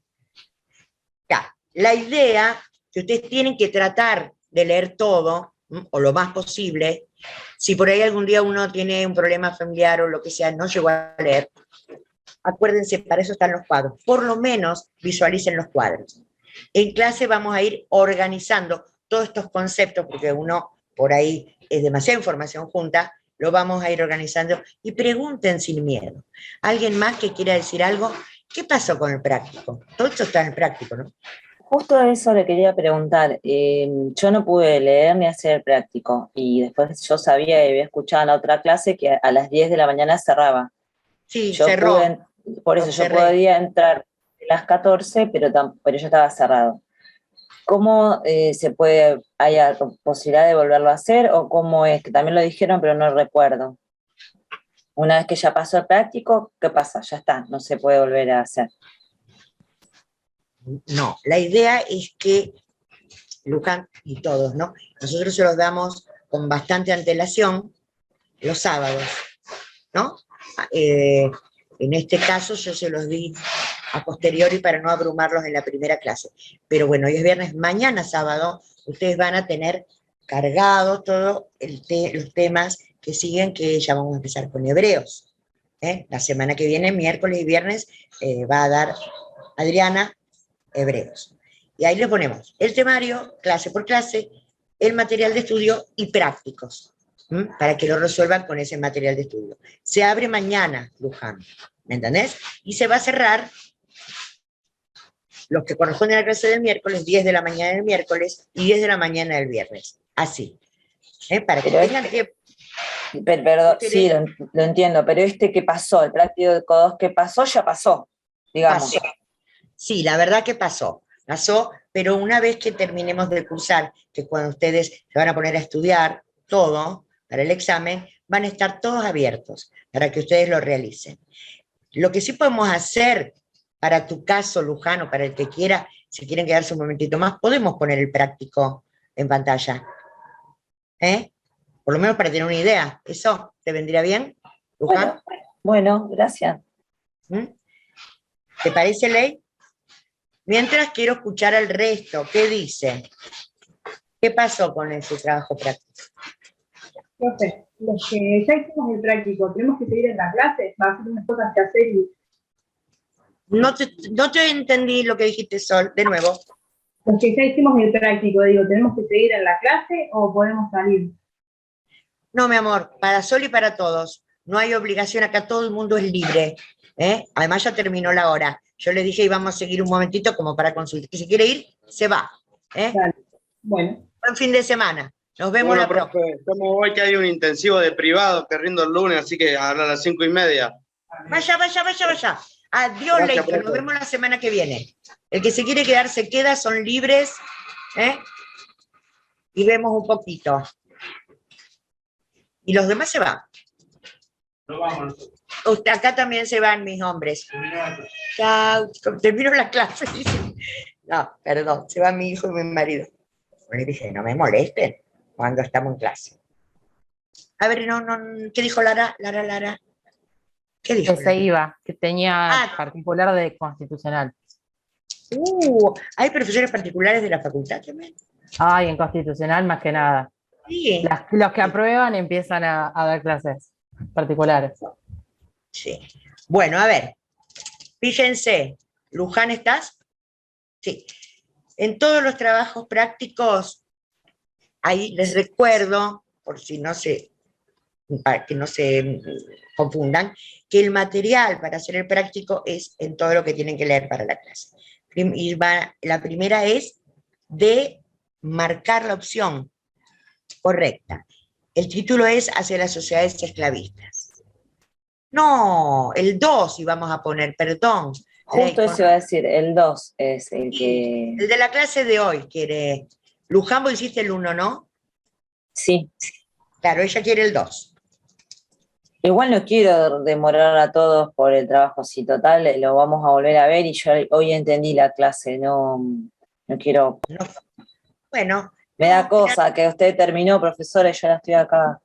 No. Yo no termino, mi amor, hasta que no se va el último alumno. Y bienvenidas sean para la profesora Adriana y para mí, para Leila, para todos, son muy bienvenidas las consultas. Es más, queremos que nos hagan consultas. También el que se quiere ir se va, terminó la hora. Pero veamos rapidito. A ver, trabajo 2. Acá hay que marcar cuál de los trozos o enunciados es el correcto. Y lo primero es referido a funciones políticas. Todas las sociedades, el que está resaltado es el que es correcto, ¿no? Y las otras dos no. Vamos a leer esto. Todas las sociedades poseen... ¿Querés leerlo vos, Luján? ¿Lo ves? ¿Lo ves? Sí. Todas las sociedades poseen funciones políticas, son las normas, principios, estrategias y actividades en base a las cuales se resuelven los conflictos básicos en una comunidad. En las sociedades sin Estado, las funciones políticas son ejercidas por las estructuras de parentesco o de cuasi parentesco, plurifuncionalidad, en base a principios o sanciones informales de control social. En las sociedades con Estado, las funciones políticas las ejercen estructuras políticas distintas a los parentescos. Tienen gobierno político con autoridad centralizada, administración territorial, funcionarios públicos, instituciones judiciales y poseen un sistema de sanciones formales mediante las leyes escritas y coerción física. En los trabajos prácticos les ponemos lo más importante de cada clase. No es toda la clase, pero esto se dio en clase y esto así está en los textos. Evidentemente esta es la opción correcta, porque acá ya la ven resaltada. Pero te propongo que leas la que sigue. Bueno. A ver, ¿por qué es correcta? A ver, pensemos, ¿por qué no es correcta la que viene? Dale. Todas las sociedades poseen funciones políticas. Son las normas, principios, estrategias y actividades en base a las cuales se resuelven los conflictos básicos en una comunidad. En las sociedades sin Estado, las funciones políticas son ejercidas por estructuras políticas distintas a las del parentesco. Tienen gobierno político con autoridad centralizada, administración territorial, instituciones judiciales, funcionarios públicos y poseen un sistema de sanciones formales mediante leyes escritas y coerción física. En las sociedades con Estado, las funciones políticas son ejercidas por la estructura de parentesco o de cuasi parentesco, plurifuncionalidad en base a principios o sanciones informales de control social. Porque está escrito al revés, o sea, porque está diciendo que las con Estado son las que son de parentesco y las sin Estado son las de una estructura política. Excelente, eso es. O sea, que ustedes no tienen, esto es el mismo sistema que de Google Forms, que hacen los prácticos, que el año pasado se hacían algunos exámenes, con la diferencia que acá tienen todo el tiempo del mundo para contestarlo, varios días, no un tiempo como los exámenes, y pueden consultar, se pueden sentar con el material, con otra pantalla, lo van mirando, ¿está? ¿Está? Otra cosita, vamos a bajar a otra pregunta, si Luján quiere. Catalina y Darío se han quedado. ¿Alguien más se quedó?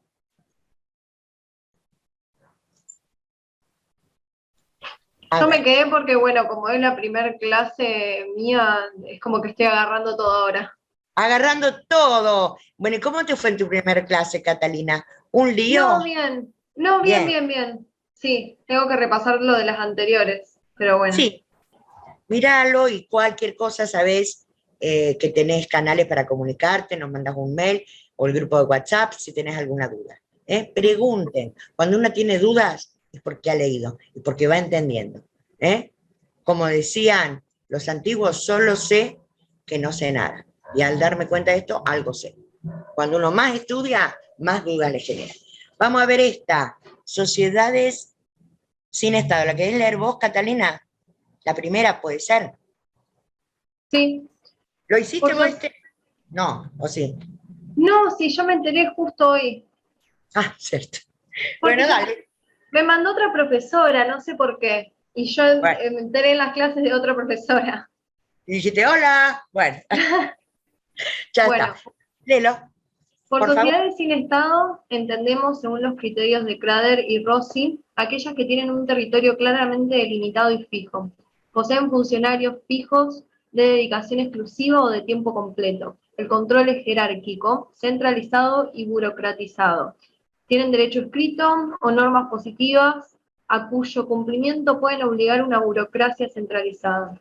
Su composición social consiste en grupos escasos y homogéneos donde rigen los principios de reciprocidad y de solidaridad mecánica, ya que cada uno de sus miembros trabaja para sí o para su grupo inmediato.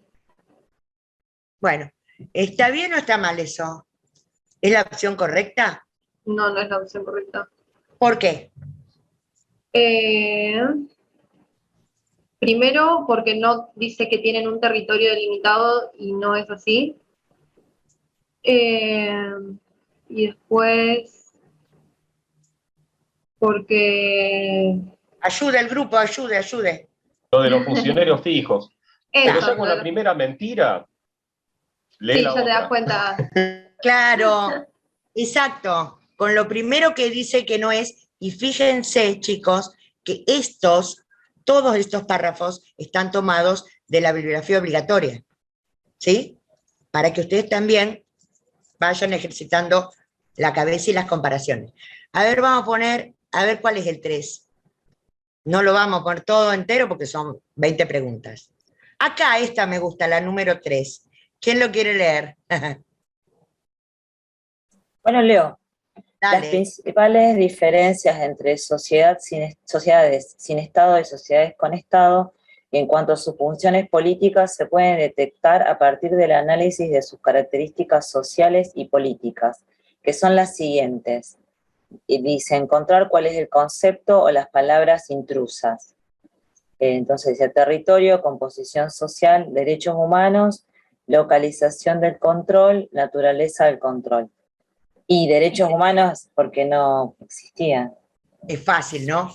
Es como si yo ahí, por ejemplo, hubiera puesto derecho administrativo. Tampoco. Acuérdense que los derechos, o derecho laboral, van surgiendo a medida que vamos estudiando la historia del derecho, van surgiendo mucho más adelante. Muy bien, estas son las necesidades básicas. A ver qué viene, alguna otra preguntita interesante, ¿cuál puede ser? Que no sea tan larga. Después lo leen ustedes. A ver, ¿esta, la 6? No, es medio larga. El derecho penal. Eso, ahí, esa que es cortita. ¿Querés leer, Catalina? El planteo del autor Sebastián Soler consiste en que todo cambio en los sistemas penales primitivos que evidencien avances hacia la individualización de la pena o castigo, ya sea por la cantidad de castigados, limitación extensiva de la pena, o por el tipo o calidad de castigo, limitación intensiva de la pena, implica una evolución hacia las formas del derecho penal moderno. Señala, de acuerdo a lo planteado en el enunciado anterior, cuál o cuáles considera que son los sistemas penales que lograron una mayor limitación, tanto extensiva como intensiva de la pena. Es lo último. ¿Eh? No, nada. Bueno, ¿y cuál es de los que están enunciados acá? Sí, la última. ¿Es porque está en celeste o porque vos te la... No, porque está en celeste, ahora la tendría que pensar. Es lo último que vimos en la clase de hoy, Catalina. ¿Vos lo estás visualizando, Luján? ¿Y Darío? Sí, lo estoy viendo. Claro. O sea, que si bien todos son sistemas primitivos, porque de eso habla el autor, los 5, de los 5, el que más limita el castigo o la pena son los últimos, las penas públicas. ¿Sí? Porque definen cuál es la persona culpable, buscan el culpable, a los partícipes también si hubo cómplices, y son la composición forzosa y el talión. ¿Hacemos otro o nos vamos? ¿Qué quieren hacer? No, ya está bien, profesora. Ya está. Sí, porque igual me voy a poner a repasar lo que dio y a leer lo que no pude leer bien. Así que... Bueno, ¿vas bien entonces, Luján? Sí, muchísimas gracias. ¿Organizados? Sí, mucho más.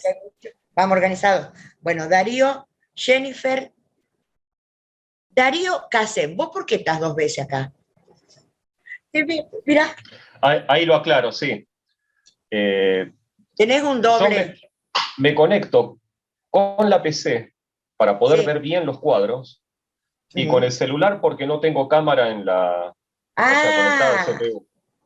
Entonces, tengo la cámara en el celular y tengo la PC para verlo bien. Está replicado, ya está bien, claro. Bueno, sí, eso lo quería aclarar, pero pasó. No, ya está. No importa. Bueno, Jennifer, ¿estás ahí? Que vos estás calladita, no sé si querés preguntar algo o agregar. Ahí salgo, ¿eh? Ahí estoy. Yo le quería decir a Luján que igualmente se quede tranquila, por más de que no haya hecho uno, porque van a ver, hay un montón. Hay incluso 1 o 2 por clase. Así que vas a tener un montón. Bueno, acá Jennifer no tiene audio, pero me está escribiendo para repasar los temas. Bien. Jennifer, ¿querés que veamos otro de las preguntitas? ¿Vos pudiste hacer el práctico 2 o no pudiste? A ver.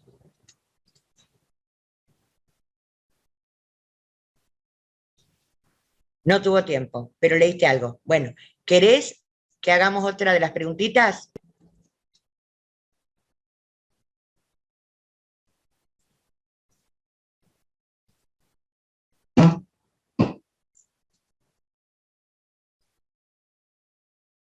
¿Qué dijo? Prefiero leer más tranquila. ¿Listo? Entonces, ¿alguien quiere decir alguna cosa más o nos vamos? ¿Todo bien? Bueno, Darío, ¿alguna cosa quiera usted decir? ¿Mandar saludos? Bueno. Los saludo, abrazo grande para todos y todas. Nos vemos. Ahí voy a parar. Bueno, gracias por la atención. Muchísimas gracias. Por la atención en la clase, ¿eh? Muchas gracias y muy contentos. Así que nos vemos el miércoles. Bueno, buen fin de semana. Gracias. Hasta luego.